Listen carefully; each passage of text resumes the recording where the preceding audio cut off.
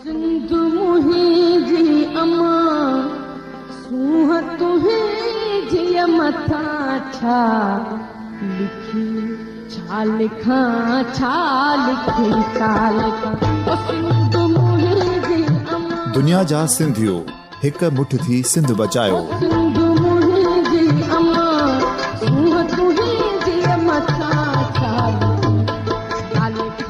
सिंध जो क़ौमी आवाज़ radio voice of Sindh London.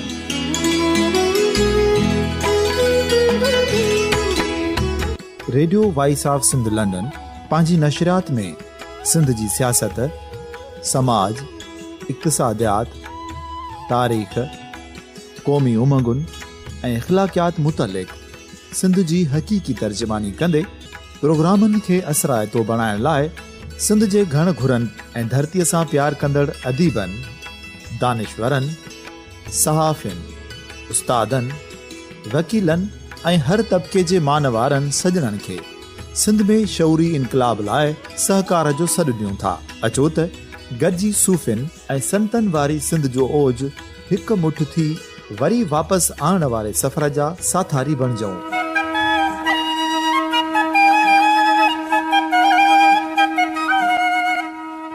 हिक नए सुबुह जी शुरूआत जो पड़ाॾो घर घर, ॻोठ ॻोठ ऐं शहर शहर ताईं पहुचायो। शाल सिंध आबाद ऐं ख़ुशहाल थिए, सिंधी माण्हू सुखियो ऐं सताबो थिए।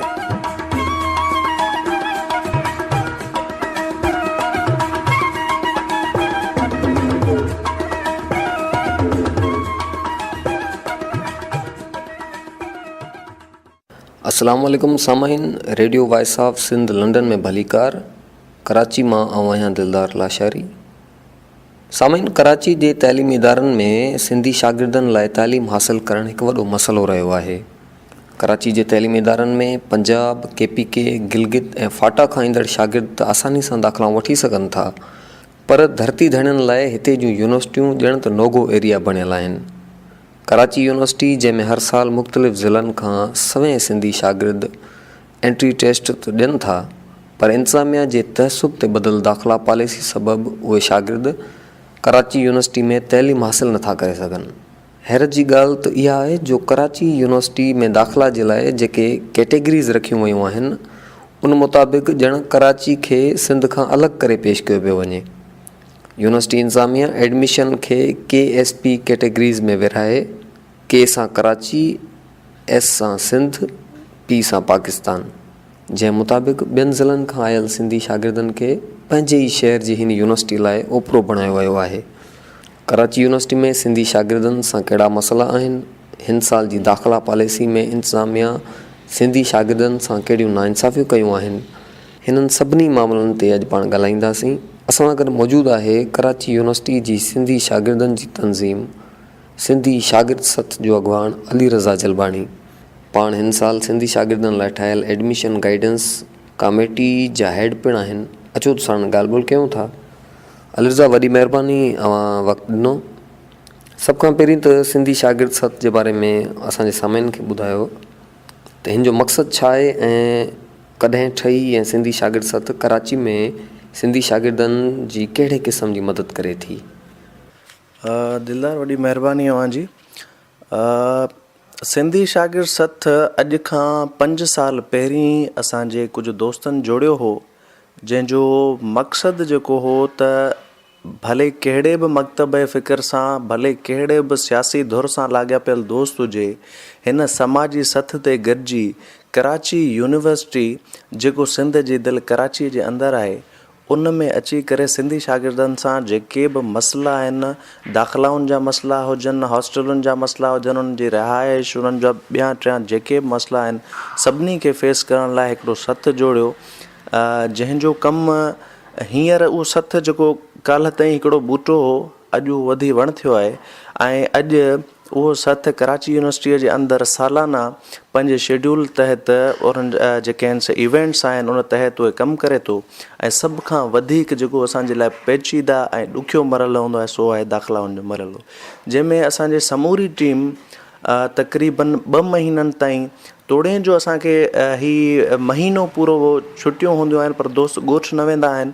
ऐं हिते कराची यूनिवर्सिटी अंदरि रही करे हिननि दाख़िलाउनि में जेके बि सॼी सिंध खां ईंदड़, सॼी सिंध जे ॿियनि ज़िलनि खां ईंदड़ जेके शागिर्द आहिनि उन्हनि खे उन्हनि जी रिहाइश, उन्हनि जा दाख़िलाउनि जा मसइला, उन्हनि जूं फीसूं, ॿियो चयो जेको बि मसइलो आहे उन्हनि खे जेको आहे सो डील कंदा आहिनि। असां कल्चरल प्रोग्राम कराईंदा आहियूं सालाना, सिंध फेयर जे नाले सां, सिंध मेले जे नाले सां, जेको सालाना पहिरियां नंढड़े पैमाने ते हो, पोइ उहो वधियो, ॿिए साल उन जी थोरी वधी, उनखां पोइ हिन साल उहो तमामु ज़बरदस्त अंदाज़ सां थियो ऐं उहो कराची यूनिवर्सिटी जे स्टूडेंट वीक में थींदो आहे, जेको स्टूडेंट वीक जो हिन साल जो सभ खां वधीक बहितरीनु प्रोग्राम हुयो। पहिरीं 2, 3 नंबर ते, 4 नंबर ते प्रोग्राम उहो हूंदो हुयो असांजो। हींअर हिन साल असां वटि तमामु घणी आख़िर ताईं ऑडियंस जेका आहे सा उहा रही ऐं माण्हू आया, माण्हुनि इंजॉय कयो।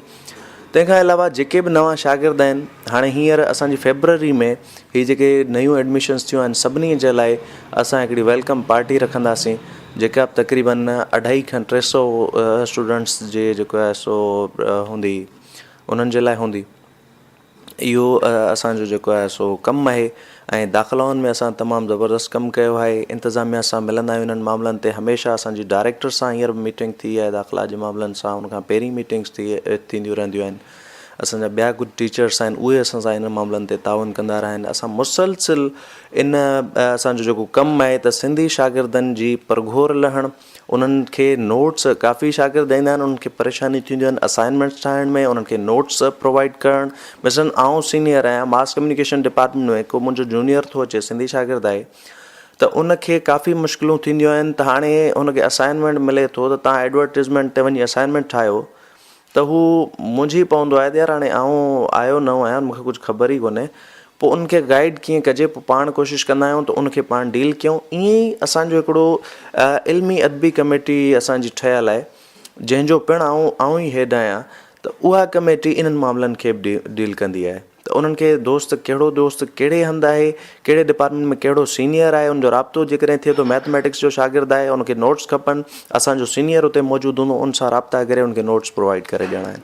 IR आहे, IR में सीनियर, ईअं कराची यूनिवर्सिटी जे समूरनि डिपार्टमेंट में जिते बि शागिर्द अचनि था, उन्हनि जी नंढे खां नंढी जेतिरे हद ताईं असां मुमकिन थी सघे थो उन्हनि जी मदद कयूं था। अच्छा अलिरज़ा, इहो ॿुधाइजो त सिंधी शागिर्द सथ जी कराची यूनिवर्सिटी अंदरि केतिरी स्ट्रेंथ आहे ऐं उनजी जेको आहे मेंबरशिप केतिरी आहे ऐं हमदर्द केतिरा आहिनि? कराची यूनिवर्सिटी जे अंदरि हिननि रीसेंट जेके 2 साल आहिनि, इन्हनि खे जेकॾहिं असां कटे छॾियूं त उनखां पोइ ते जेका मेंबरशिप हुई उहा वधि खां वधि जेका आहे सा माना कराची यूनिवर्सिटी जा जेके शागिर्द हुआ, पहिरीं असांजा सीनियर दोस्त जेके असां खां पहिरीं वारा आहिनि, उहे ॿुधाईंदा आहिनि त जॾहिं असीं हिते हूंदा हुआसीं, को सिंधी दोस्त ॾिसंदा हुआसीं त ख़ुशि थींदा हुआसीं त फलाणो मिली वियो आहे, ठीकु आहे। पोइ ईअं 3-4 ॼणा मिली करे ॾाढो माना हिकिड़ो ख़ुशी जो इज़हार थींदो हो। पर हिन वक़्तु उहो जेको 20 खां 30 या 40 दोस्तनि उहो सथ जोड़ियो हो, अॼु उन सथ जा तक़रीबन 250 जे लॻभॻि मेंबर आहिनि ऐं उन में जेके सरगर्म मेंबर आहिनि से तक़रीबन 40 खां 50 जे लॻभॻि जेके असांजी वर्किंग बॉडी आहे, जेके असांजा कमु कंदड़ दोस्त आहिनि, हर वक़्तु जेके असांजे माना हिकिड़े मैसेज जे इंतज़ार में हूंदा आहिनि, उहे पहुची वेंदा आहिनि, उहे तक़रीबन 40 खां 50 जे जेके आहे सो उहे लॻभॻि दोस्त आहिनि।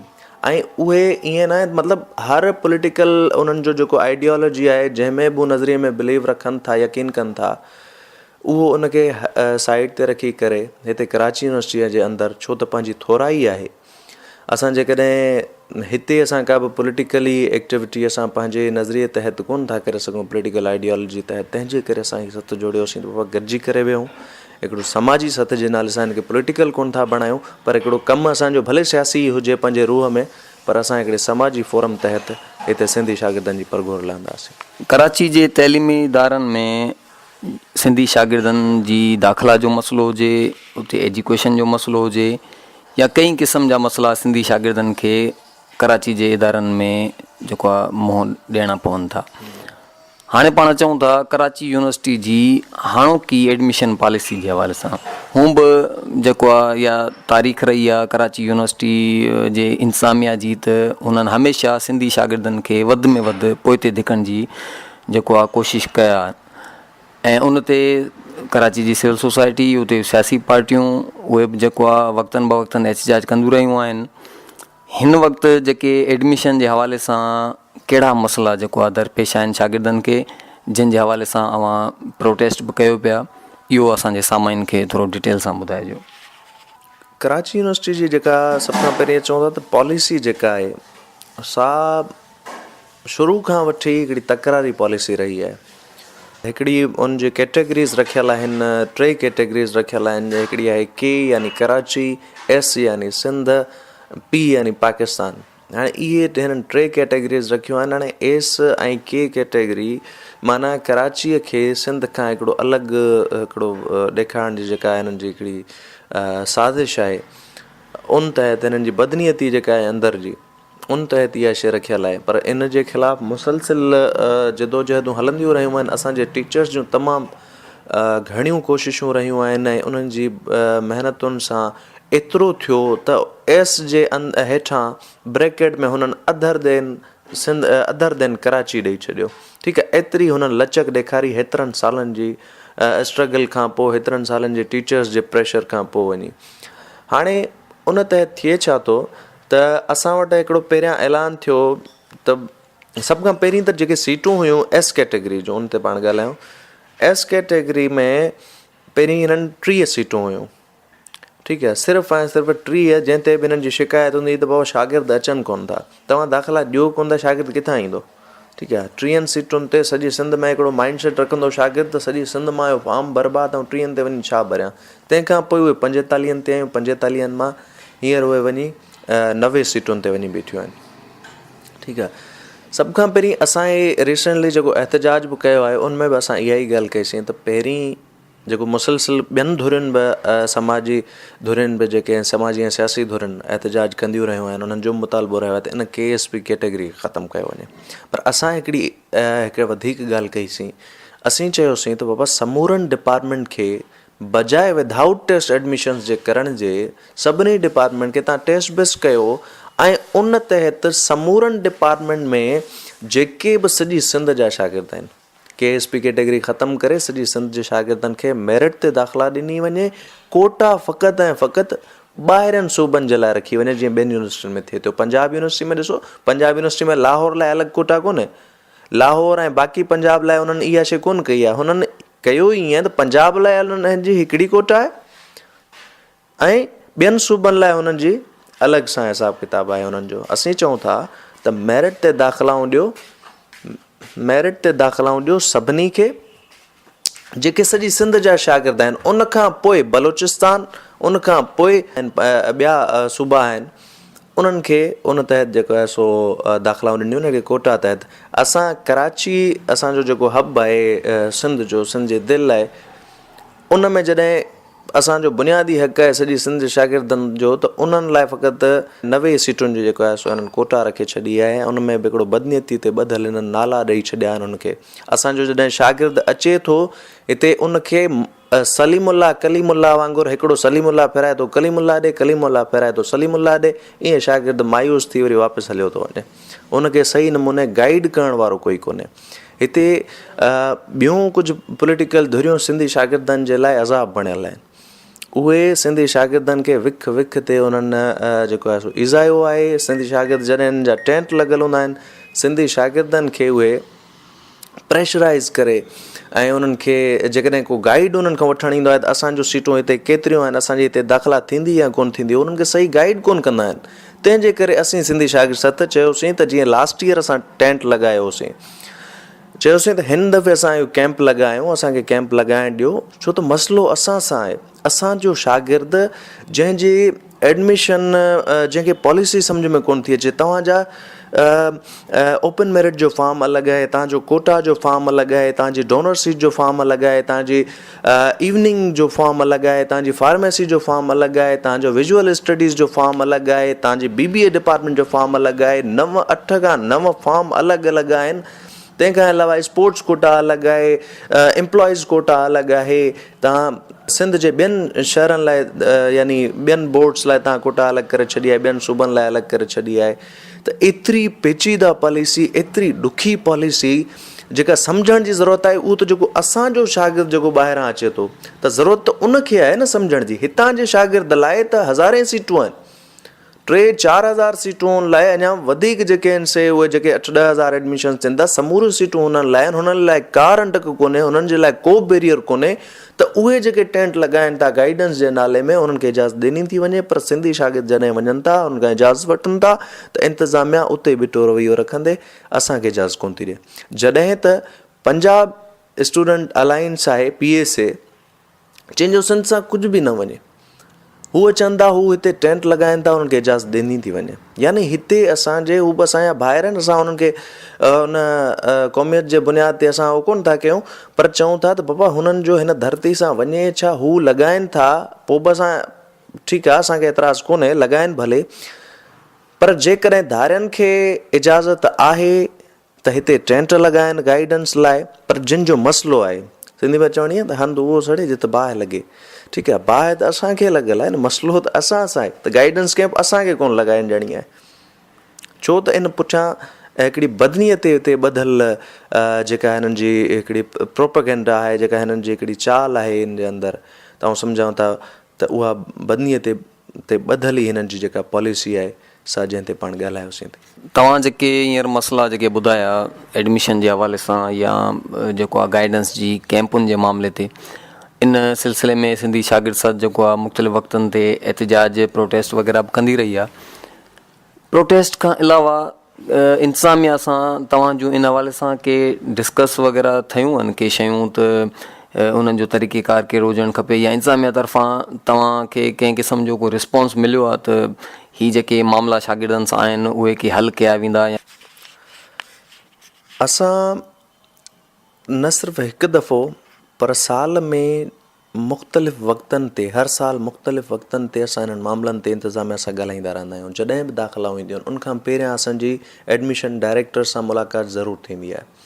जेके कोटा आहिनि, स्पोर्ट्स कोटा ऐं एम्प्लॉइज़ कोटा, ऐं तंहिंखां अलावा जेको हिननि हिकिड़ो लफ़्ज़ रखियो आहे S कैटेगरी, अनफॉर्चुनेटली उहो उन जी जेका कोटा आहे उन्हनि जा ई हर साल 3 टीचर्स नुमाइंदा रखंदा आहिनि। उन्हनि सां बि असांजूं मुलाक़ातूं थींदियूं आहिनि, इंतिज़ामिया मतिलबु डायरेक्टर सां बि असांजी मुलाक़ात थींदी रहंदी आहे। ऐं ॿिया कुझु असांजा सिंधी टीचर्स आहिनि जेके सदाईं असां सां ताउन कंदा रहंदा आहिनि, उन्हनि सां असांजूं मुलाक़ातूं थींदियूं रहंदियूं आहिनि। असां उनखे बाक़ाइदा केस पेश कंदा रहंदा आहियूं। न सिर्फ़ु कराची यूनिवर्सिटी जे इंतिज़ामिया सां, पब्लिक अकाउंट्स कमेटी जे हेड साईं सलीम रज़ा जलबाणी सां असां मुलाक़ात कईसीं, उनखे केस पेश कयोसीं त 400 सीटुनि जो ऐलान थियो, पर उन बावजूदि असांखे सिर्फ़ु ऐं सिर्फ़ु 156 सीटूं लास्ट ईयर ॾिनियूं वियूं हुयूं, जेके हींअर हिन साल 120 सीटूं ॾिनियूं वियूं आहिनि। ठीकु आहे, 90 ऑफिशियली आहिनि, पर हिननि थोरो वधाए करे थोरो अहसान कंदे असां ते 120 ॾिनियूं, ऐं लास्ट टाइम 156 ॾिनियूं हुयूं। ठीकु आहे, सो उन्हनि सां मुलाक़ात कईसीं असां। महताब अकबर राशिदी जेका MP आहे फंक्शनल लीग जी, उन्हनि सां मुलाक़ात कईसीं असां। ख़ैरुनिसा मुग़ल मुलाक़ात कईसीं। हीअ जेको बिल आहे उहो क़रारदाद पेश थी हुई असेंबली जे अंदरि, उनखां पहिरीं ख़ैरुनिसा मुग़ल उन सां असांजी मुलाक़ात थी, उन सां असां केस पेश कयोसीं। असां प्रोस्पेक्टस उन्हनि खे वरी ॾिनासीं, बाक़ाइदा उन्हनि खे अंडरलाइन करे उन्हनि खे पॉलिसी सम्झाईसीं त हिते ही पॉलिसी आहे KSP जे नाले सां हिननि रखी आहे, जंहिं तहत बि हिननि जो सीटुनि जी डिस्ट्रीब्यूशन बि ईअं हूंदी आहे त उहे डिपार्टमेंट साइंस में 1 या 2 कंहिं साइंस जे डिपार्टमेंट में को डिपार्टमेंट ॾींदा आहिनि, बाक़ी ॿियनि डिपार्टमेंट में मिसलन हाणे सिंधी, इस्लामियात आहे, जनरल हिस्ट्री आहे, फ़िलासफ़ी आहे, इन्हनि में थोरियूं वधाए सीटूं करे ॾेई छॾींदा, बाक़ी साइंस में एकड़ बेकड़ कंहिंखे ॾेई छॾींदा। हिन साल बि 80s वारा असां सां राब्तनि में जेके असांजा शागिर्द हुआ हिन दफ़े, उहे 850 स्टूडेंट्स हुआ सॼी सिंध मां। 850 मां 120 जो एडमिशन थियो। उनखां पोइ डायरेक्टर सां असां वञी मुलाक़ात कईसीं त हीअ कहिड़ी बदनीयती आहे जंहिं तहत तव्हां ऐलान कयो। असांजी जेका पहिरियां मीटिंग थी त जेतिरियूं असांजूं सीटूं आहिनि, 90 सीटूं आहिनि, त असां उनखां डबल करे ॾींदासीं। डायरेक्टर असांखे चयो, चईंदे यानी 180 ताईं या 200 ताईं असां तव्हांखे सीट्स वधाए करे ॾींदासीं, जीअं हर साल ॾींदा आहियूं। लास्ट टाइम असां 156 कयूं हुसीं। हालांकि इहे ॾिठो वञे त 28,000 स्टूडेंट में जेकॾहिं 400 या 250 सिंधी आहिनि त इहे माना अटे में लूणु बि घणो हूंदो आहे। उन तहत हिन साल तव्हां असांखे डबल करे ॾियो, पर हिननि 120 सीटूं ॾिनियूं। हिननि चयो त तव्हांजी जेका नुमाइंदा आहिनि जेके असां रखूं था पिया, तव्हां उन्हनि कमेटीज़ वारनि सां मिलो, जेके कोटा जा नुमाइंदा आहिनि उन्हनि सां मिलूं था। उन्हनि चयो असांखे जेको डायरेक्टर चवंदो, असां वरी डायरेक्टर ॾांहुं वियासीं, डायरेक्टर खे वरी यादि ॾियारायोसीं त 120 सीटूं असांखे कुझु बि न आहिनि। चए त ठीकु आहे, हाणे वरी हिते बि हिननि जी बदनीयती आहे। त हाणे जेके शागिर्द ईंदा जिन जी 80s में परसेंटेज हूंदी, यानी 80 ते परसेंटेज, उनखां यानी 70-79 वारे खे बि दाख़िला कोन मिलंदी। पोइ जेको कंप्लेन खणी ईंदो हिननि जी ॻिची में पए थो 80%, पोइ उनखे लिखी ॾींदा उन वक़्तु। माना हिकिड़ो गैर क़ानूनी तरीक़ो। पाण चऊं था त हिकिड़े क़ानूनी लिहाज़ सां पाण खे दाख़िलाऊं ॾियो न। असांजो शागिर्द छो केॾी महिल सलीमुल्लाह ॾे भॼे वरी उहो चएसि त वञ तूं जेको आहे सो कलीमुल्लाह ॾे वञ, ईअं छो हुजे? असीं चऊं था त हिकिड़े प्रॉपर तरीक़े सां जेकॾहिं सीटूं वधायो था त हिकिड़े प्रॉपर अंदाज़ सां मेरिट जे बुनियादनि ते। हिते ईअं थो थिए त लॉ में जेकॾहिं 80 वारो थी थो वञे त 85 वारो रहिजी थो वञे। माना इहो कमु लॻो पियो आहे, यानी पसंदि नापसंदि वारो बि चकर लॻो पियो आहे। बाबा चऊं था त मेरिट जो जेको हिकिड़ो तरीक़ेकार आहे, उन तहत पहिरीं त असांजी जेको डिमांड आहे सा इहा आहे त समूरा डिपार्टमेंट उहे टेस्ट जे बुनियादनि ते करे, जीअं ॿियनि यूनिवर्सिटियुनि में थिए थो, जीअं सिंध यूनिवर्सिटी में थिए थो, ॿियनि इदारनि में थिए थो, उन तहत करे सॼी सिंध जे शागिर्दनि लाइ जेके आहिनि से कोटा ख़तमु करे ऐं उन्हनि सभिनी खे जेको आहे मेरिट ते दाख़िला ॾिनी वञे, जीअं सिंध यूनिवर्सिटी ऐं ॿिया इदारा ॾियनि था, ऐं कोटा फ़क़ति ऐं फ़क़ति ॿियनि शहरनि लाइ रखी वञे। कराची यूनिवर्सिटी में बॉइज़ हॉस्टल न आहिनि। हॉस्टल न हुजण करे ॿियनि ज़िलनि खां आयल शागिर्दनि खे कहिड़ियुनि परेशानियुनि खे मुंहुं ॾियणो पवे थो? तव्हां त पहिरीं ॻाल्हि कई त जेका हॉस्टल हिते मौजूदु ई न आहे त उन तहत कहिड़ियूं मुश्किलूं पेश थियूं अचनि शागिर्दनि खे। पर जेका हॉस्टल गर्ल्स जे लाइ मौजूदु आहे, ऐं पहिरीं उन ते ॻाल्हायां त उहे असां ते केतिरी महिरबानी था कनि। असांजो भेनरूं जेके सिंध जे ॿियनि शहरनि, कराची खां अलावा ॿियनि शहरनि ॾांहुं अचनि थियूं, एप्लीकेशन्स ॾेई करे उहे जॾहिं मुसलसिल हिकिड़ी मतिलबु को न को ज़बरदस्त जंहिंजो सोर्स हुजे थो त उनखे जल्द हॉस्टल मिली वेंदी। अदरवाइज़ असां पाण कोशिशूं करे, असांजो भेनरूं रिसेंटली हिननि एडमिशन्स में तक़रीबन 8 खां 10 राब्ता असां सां थिया त असांखे हॉस्टल लाइ फॉर्म कोन थो ॾिनो वञे। जेको सिंधी शागिर्द आहे, इंतिज़ामिया जो रवैयो हुन सां इहो आहे, जेका असांजी भेण वञे थी उते त उनखे हू फॉर्म ॾियण लाइ तयारु कोन्हनि के, चवंदा हिननि हेतिरनि ॾींहंनि खां पोइ अचो, हेतिरनि ॾींहंनि खां पोइ अचो। हीअ सॼी हॉस्टल जेका गर्ल्स हॉस्टल आहे, सॼी गिलगित बल्तिस्तान जा उते स्टूडेंट रहनि था। पोइ अलॉटमेंट उन्हनि जी थियल आहिनि सालनि जो पुराणियूं, उहे अलॉटमेंट उहे हींअर ताईं उन्हनि जूं ख़तमु कोन थियूं आहिनि। यानी अलॉटमेंट साल ते ख़तमु थिए, बेचिस ख़तमु थियनि त ॿियनि खे अलॉट कनि न, ईअं कनि कोन था। पोइ हू कंहिंजो न, पोइ जेके हू ॿियूं छोकिरियूं रहियूं पियूं आहिनि गिलगित बल्तिस्तान, पोइ हू अलॉटमेंट करण बजाए हुननि जो जेके ॿियूं अची थियूं वञनि उन्हनि खे पाण खे उते ई रिप्लेस करे, मतिलबु हिकिड़ो उन ते बि पुछा गछा कोन्हे का, एतिरो हिकिड़ो सिस्टम आहे। नतीजो इहो थो निकिरे त असांजो जेको शागिर्द अचे थो, जेको सिंधी शागिर्द अचे, जेका सिंधी भेण अचे थी असांजी, उनखे उन सां हॉस्टल अलॉटमेंट त परे जी ॻाल्हि आहे, जेको अलॉटमेंट लाइ फॉर्म आहे उन लाइ बि 4 खां 5 पंध करणा पवनि था।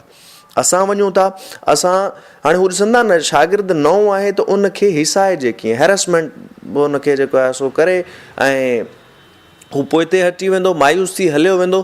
पोइ हू अचे थो, जेको असां सां राब्ते में अचे थो या को बोल्ड पाण शागिर्द आहे त उन्हनि सां विड़ी करे फॉर्म वठे थो। इहो उन्हनि जो जेको आहे उहो रवैयो आहे। हिन दफ़े जेके दाख़िलाऊं हुयूं, हिननि दाख़िलाउनि में बि हिननि जो इहो ई रवैयो रहियो। ऐं तव्हांखे हिकिड़ो वाक़ियो ॿुधायां त हिकिड़ो स्टूडेंट वियो, चईं त मूंखे सिंधी डिपार्टमेंट में दाख़िला खपे, मूंखे फॉर्म ॾियो। त हुनजे दाख़िला थी चुकियो, हुनखे चईं त हुनजी दाख़िला थियल कोन हुई, पर असां डायरेक्टर चयो त सिंधी में जेको वठणु चाहे, सीटूं बचियल आहिनि उहो वठे। उहो बि वॾे ॻाल्हियुनि खां पोइ, वॾे प्रेशर खां पोइ हुन इहा ॻाल्हि मञी त 20 सीटूं सिंधी में बचियल हुयूं। असीं शागिर्द खे मोकिलियो, हुनखे चयोसीं त सिंधी लाइ खपे, त हुनखे उहो जवाब में चए थो त जिनकी हुई है हम उनको ही नहीं दे रहे, तो तुम्हारी जिसकी नहीं हुई तो उसको कैसे देंगे। हुन इहे ई लफ़्ज़ असांखे अची ॿुधाया। असां वियासीं, चयोसीं त हीअ कहिड़ी बदमाशी पिया कयो। असीं वञी स्टूडेंट एडवाइज़र सां मिलियासीं त हीअ पंहिंजा रवैया दुरुस्त कयो, ऐं असांखे मजबूर न कयो त असां सिंधी शागिर्द जेके इंतिहाई पुरअमन आहियूं। हर मामले में असां का पार्टी, का बि तंज़ीम, का बि समाजी तंज़ीम हिननि खे एप्लीकेशन कोन ॾींदी आहे त असांखे इजाज़त ॾियो फलाणी शइ लाइ। असां वाहिद आहियूं जेके हिननि खे हर मामले में जेकॾहिं असांखे इजाज़त न मिलंदी आहे त असां उहो अमल न कंदा आहियूं। असांखे टेंट जी हिननि इजाज़त न ॾिनी हुई, असां टेंट न आहियूं हुआसीं।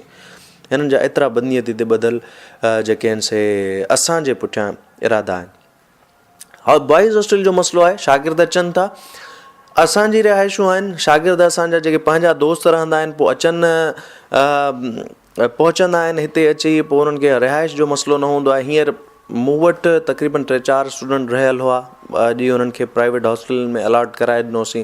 प्राइवेट हॉस्टलूं ठहियल आहिनि, पोइ महांगियूं आहिनि इलाही, किथे 10,000 आहे, किथे 8,000 आहे, किथे 5,000 आहे। जेके ॿाहिराड़ी जूं हॉस्टलूं आहिनि, 1-2 हॉस्टलूं ठहियल आहिनि, उते ई 2 खां 2,500 या 3,000 ताईं उते हॉस्टल अलॉट थी वञे। अदरवाइज़ जेके यूनिवर्सिटी जे प्रिमिसिस में आहिनि, भरिसां आहिनि उन्हनि जे, उहे तक़रीबन 8 खां 10,000 ताईं उन्हनि जो जेको मसइलो थिए थो।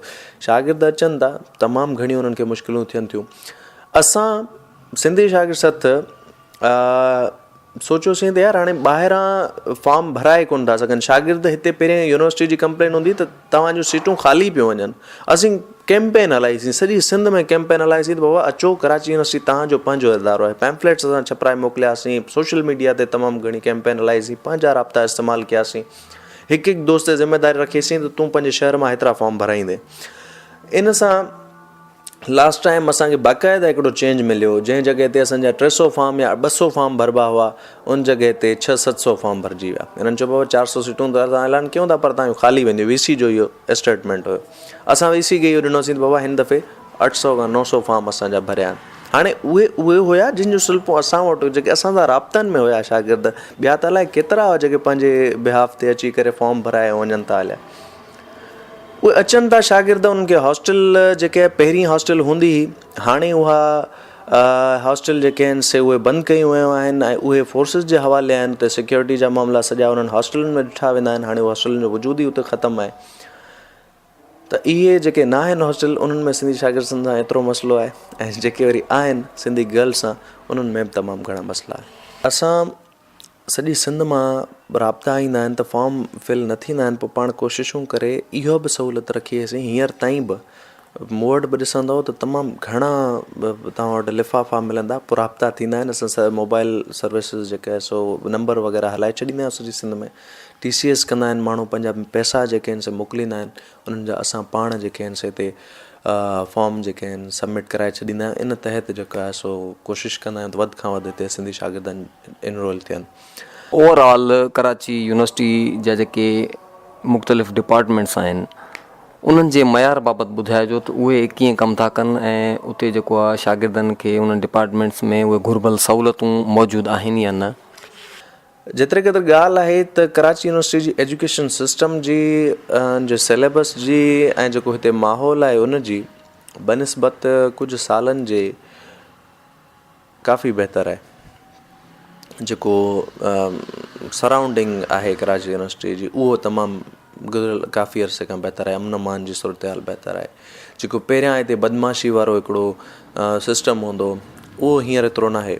हा, थोरो घणो आहिनि कुझु मज़हबी धुरियूं जेके आहिनि से वक़्तनि फ़वक़्तनि ख़ासि तौर ते सिंधी ऐं बलोच स्टूडेंट्स लाइ उहे चङा मुड़ुस लॻाए वेठा हूंदा आहिनि, ॾाढु ॾेखारींदा रहंदा आहिनि। असां सिंध फेयर कयूं, असां वेलकम पार्टी कयूं, असां जेकॾहिं रैली कढूं था, ऐं इहा बि ॻाल्हि विसरी वई मूंखां त असां रैली लाइ एप्लीकेशन हिन दफ़े ॾिनीसीं त असांखे इंतिज़ामिया हिन साल रैली जी बि परमिशन कोन ॾिनी।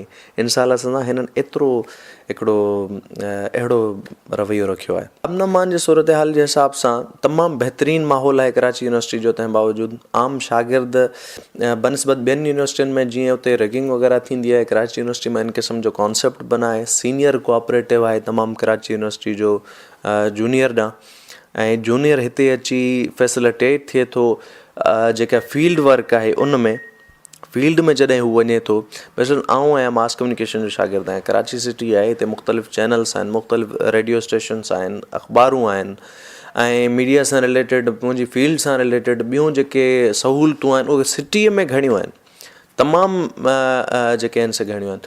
पर जेकॾहिं यूनिवर्सिटी जे अंदरि जी ॻाल्हि कजे त त सिलेबस जॾहिं त जदीद हींअर दौरु थी चुको आहे, हींअर सॼो हिकिड़ो डिजिटलाइज़ेशन जो हिकिड़ो दौरु आहे, त उन दौर में असां जेको हींअर कोर्स पढ़ूं था सो तमामु अवाइलो आहे, उन में का एडवांसमेंट कोन आई आहे। कोर्स में हिननि चेंजिंग करण जे लाइ जेकॾहिं एप्लीकेशन्स बि वेंदियूं आहिनि त जेके पुराणा हिकिड़ा वेठल आहिनि हिते माण्हू, उहे कोन था चाहिनि त हाणे कोर्स चेंज थिए ऐं नयूं शयूं असां सिखूं। वरी जेकॾहिं ज़ाहिर आहे नई शइ जेकॾहिं पढ़ाईंदो त जेको नओं माण्हू ईंदो उनजो वैल्यू वधंदो, यानी पुराणनि जी उहा इजारादारी हिते थोरो असरु पवंदो। त हू नओं कोर्स आणण में जेको आहे सो कीॿाइनि था ऐं हू कोन था आणे सघनि, तंहिंजे करे हू पुराणो ई कोर्स हले पियो। ठीकु आहे, इलेक्ट्रॉनिक, हाणे मसइलो न पंहिंजे हिकिड़ो एग्ज़ाम्पल तौरु ॿुधायांव थो त इलेक्ट्रॉनिक मीडिया जो कोर्स आहे, उनजी आउटलाइन ॾिसंदा आहियूं ईअं लॻंदो आहे त असां ॼण त यूनिवर्सिटी खां ॿाहिरि ई उहो ॼण पढ़ी छॾियो आहे। ठीकु आहे, ईअं ॿिया डिपार्टमेंट्स आहिनि। असां वटि टीवी स्टेशन्स, हेॾो डिपार्टमेंट आहे उनमें टीवी स्टेशन कोन हूंदी। हिकिड़ो स्टूडेंट आहे पढ़णु अचे थो त उहो जेकॾहिं पंहिंजे डिपार्टमेंट मंझां प्रैक्टिस कोन कंदो पंहिंजे फील्ड जी, त उनखे किथे छा ख़बर पवंदी त मूंखे अॻिते करिणो छा आहे। हू सम्झंदो त रुॻो थ्योरेटिकल वर्क पढ़ी करे ऐं प्रैक्टिकल कयां कोन, फील्ड में मुंहिंजी वैल्यू कहिड़ी थींदी। पोइ हू वरी सोचींदो त यार हाणे मां मास्टर्स करण लाइ कंहिं प्राइवेट यूनिवर्सिटी वञा या किथे ॿाहिरि वञा त उन लाइ पोइ वरी मां वैल्यूएबल थींदुसि।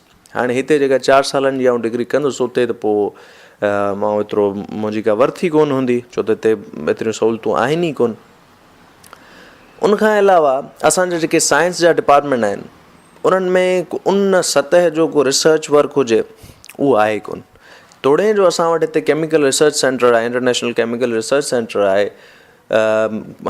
उन तहत केमिस्ट्री डिपार्टमेंट त खणी सुठो हले थो, पर उन सां रिलेटेड ॿिया जेके अप्लाइड केमिस्ट्री आहे, जियोलॉजी आहे, जियोग्राफी आहे, ॿिया जेके असांजा डिपार्टमेंट्स आहिनि, शोबा आहिनि, उन्हनि में उहा मयारी तालीम हुजे, उहो शइ हुजे, उहो एतिरो उन सतह जो कोन्हे त पाण चऊं त उहो शागिर्द उन मां फैसिलिटेट थी करे जॾहिं फील्ड में वञनि त उहे बाक़ाइदा सां हिकिड़ो पंहिंजो रोल प्ले करे सघनि।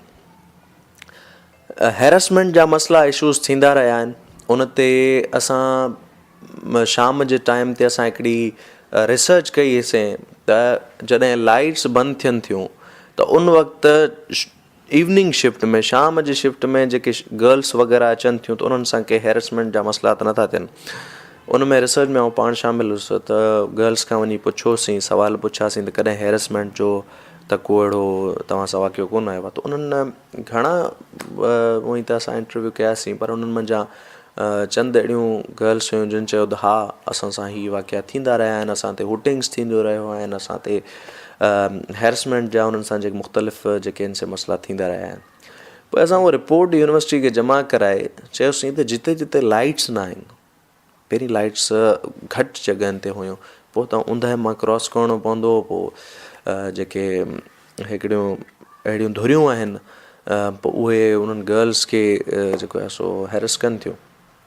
उते लाइट्स जे लाइ उन्हनि यूनिवर्सिटी खां जेको आहे सो पंहिंजी कोशिशुनि सां उहा शइ कईसीं, कंहिं हद ताईं अमल थियो। गंदगी जा तव्हां कॾहिं यूनिवर्सिटी पूरी चकर लॻायो त गंदगी जा ढेर तव्हांखे तमामु घणा मिलंदा। हिकिड़ो उन हवाले सां का सफ़ाई जे मामले में पाण एतिरा के अॻिते कोन आहियूं। आख़िर में जेको आहे एज़ अ कराची यूनिवर्सिटी जे शागिर्द जी हैसियत सां ऐं सिंधी शागिर्द सथ जे हिकु अॻवान जी हैसियत सां अवां समूरी सिंध जे जेको आहे शागिर्दनि खे कहिड़ो पैगाम ॾींदो? पंहिंजा ख़ानदान वारा, पंहिंजा घर वारा, पंहिंजा मिट ऐं माइट हिकिड़े शागिर्द खे इहो जॾहिं हू ॼमंदो आहे त हुनखे इहो चवंदा आहिनि त बाबा तोखे इंजीनियर थियणो आहे या डॉक्टर थियणो आहे। त ईअं असां ते बि कंहिं हद ताईं प्रेशर हुआ, छो त अॼु जे दौर में छो त आउं पब्लिक सेक्टर यूनिवर्सिटी में पढ़ां थो, हिते असीं ॾिठो आहे त 57 खां 60 जेके शोबा आहिनि, तमामु वसी फील्ड आहे, तमामु घणियूं शयूं आहिनि, दुनिया में करण लाइ तमामु ज़बरदस्त मैदान ख़ाली आहे। निकिरो फ़क़ति इहे ॻाल्हियूं कोन्हनि, रुॻो इंजीनियरिंग ऐं मेडिकल कोन्हे, पर हर शोबो, नफ़्सियात हुजे, क्रिमिनोलॉजी हुजे, असांजा जियोलॉजी हुजे, सिंध जे माण्हुनि खे न फ़क़ति रुॻो इंजीनियरनि ऐं डॉक्टरनि जी ज़रूरत आहे, पर असांखे सुठनि माहिर नफ़्सियात जी ज़रूरत आहे, असांखे सुठनि जियोलॉजिस्टनि जी ज़रूरत आहे, असांखे सुठनि सहाफ़ियुनि जी ज़रूरत आहे, असांखे प्रोफेशनल जेके इक़्तिसादियात जा माहिर आहिनि उन्हनि जी असांखे ज़रूरत आहे। तंहिंजे करे ॿियूं बि फील्डूं आहिनि, उन्हनि तरफ़ बि अचनि। सिंध खे जेकॾहिं ख़ुशहाल ॾिसणो आहे त हर शोबे में असांखे हिकिड़ा बहितरीनु माहिर घुरिजनि ऐं उन माहिरनि जो पूरा करण लाइ, उन खोट जो पूरा करण लाइ सभिनी शोबनि तरफ़ पंहिंजे हिकिड़े विल पावर सां अचनि ऐं सिंध खे रिप्रेज़ेंट कनि। जी असां वरी महिरबानी। साईं नवां सिंधी शागिर्द सद जे अॻुवान अली रज़ा जलबाणी जी ॻाल्हि ॿोल ॿुधी। हिननि जो चवणो त हर साल जीअं हिन साल बि कराची यूनिवर्सिटी इंतिज़ामिया सिंधी शागिर्दनि सां दाख़िला पॉलिसी में वॾी नाइंसाफ़ी कई आहे। पंजाब यूनिवर्सिटी में कतई ईअं न आहे त को लाहौर जे शागिर्दनि लाइ हिकिड़ी पॉलिसी हुजे ऐं बाक़ी पंजाब लाइ ॿी, पर बदकिस्मती सां कराची यूनिवर्सिटी में KSP जहिड़ा टर्म लिखी न रुॻो हिते जे सिंधी शागिर्दनि खे पोइते धुकियो पियो वञे, पर गॾोगॾु कराची खे लिखत में सिंध खां धार करे पेश कयो पियो वञे। ईंदड़ प्रोग्राम ताईं पंहिंजे मेज़बान दिलदार लाशारी खे ॾींदा इजाज़त। सिंध सलामत, साथ सलामत। अवां जी समातुनि ताईं radio voice of Sindh London